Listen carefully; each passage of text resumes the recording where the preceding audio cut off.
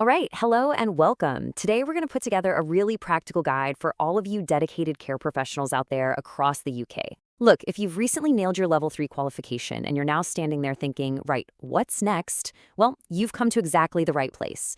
We're going to map out your path to becoming a senior support worker, step by step. So, let's get this straight. You've put in the hours, you've passed all the assessments, and now you're holding that level 3 qualification. First off, a massive congratulations to you. That's no small feat. But, and this is the important bit, that certificate, it's not the finish line. Not at all. Think of it as a launch pad. The real question, the one we're here to tackle, is how to use that to propel yourself up to the next rung of the career ladder. And here's how we're going to do it. This is our map for today. First, we'll look at the level 3 foundation you've already built. Then we'll map out your career path options. After that, we'll get into the nitty-gritty of mastering those senior level skills. Then, the really practical bit, your 90-day action plan. And finally, we'll talk about how to actually secure that senior role, a clear path from where you are now to where you want to be. Right? Let's crack on.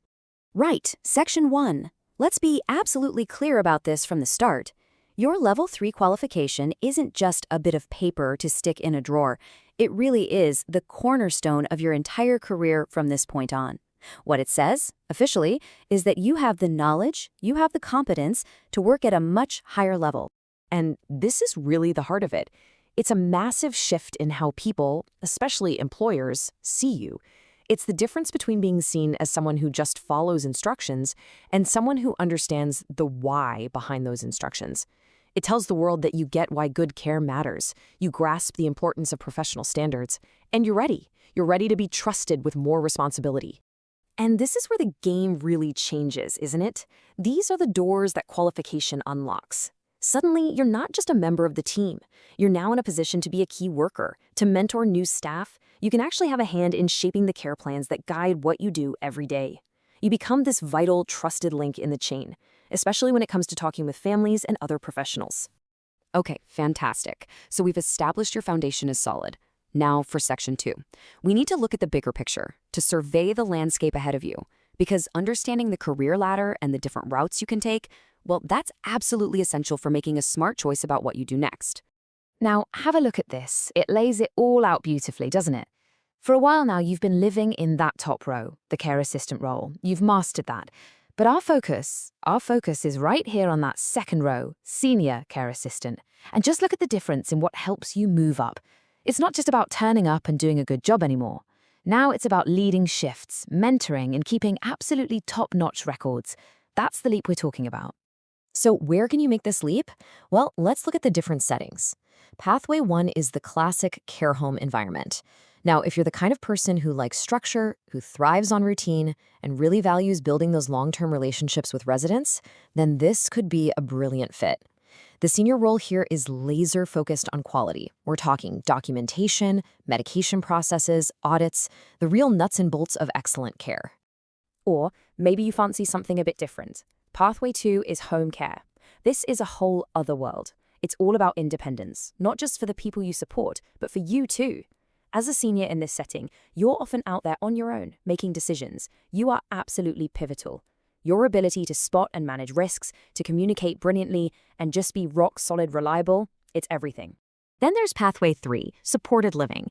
This is often about working with people who have learning disabilities. And the key thing here is the mindset.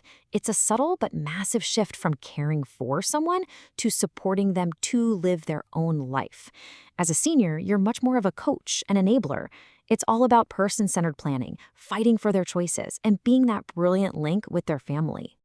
And our final pathway, number 4, is for those drawn to more specialist areas like mental health or complex needs. Now, this isn't for everyone. This is for those of you who are genuinely calm when things get tough, who can hold clear, professional boundaries without question.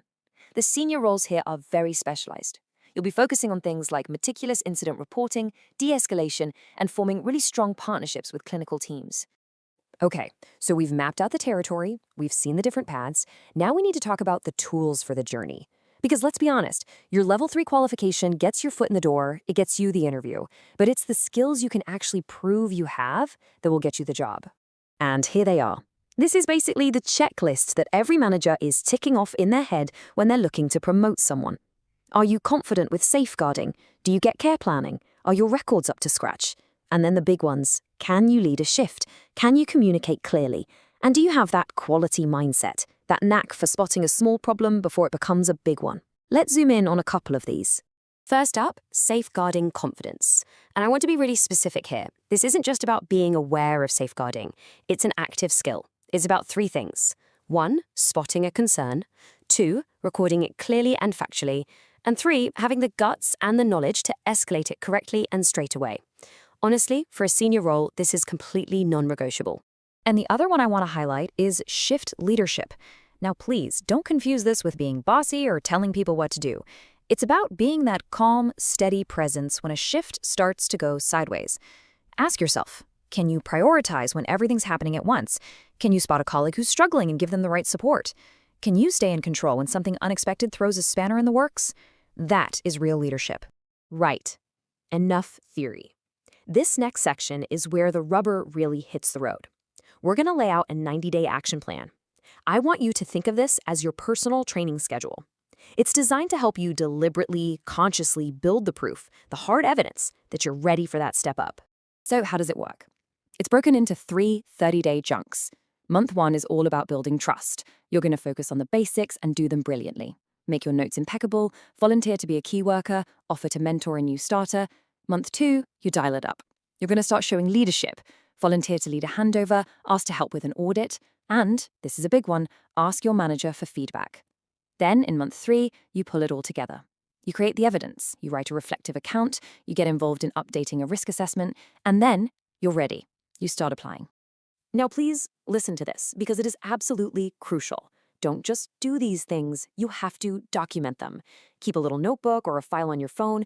Write down, led the handover on Tuesday. What was the outcome? Helped with the medication audit. What improved because of it? What exact feedback did you get?